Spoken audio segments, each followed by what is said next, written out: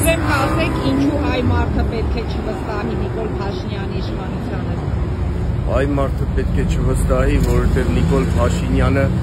ծախել է մեր երկիրը, Նիկոլ Փաշինյանը դավաճան է, Նիկոլ Փաշինյանը թուրք է, Նիկոլ Փաշինյանը քանդել է իմ ընտանիքը, քանդել է իմ ընտանիքի նման եւս 5000 ընտանիք, սպանել է իմ որդուն Նիկոլ Փաշինյանը։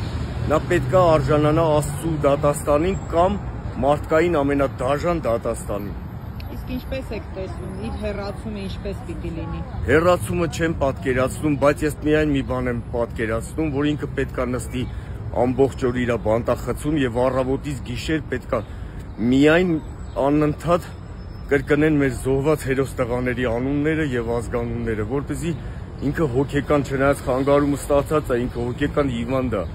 որը հոգեկան հիվանդ լինելով հանդերձ մեզ սարքեց հոգեկան հիվանդ, բայց պետք է ինքը այնտեղ գժվի, որ ինքը հասկանա թե ինչ է նշանակում մեզ այս վիճակի մեջ դնել։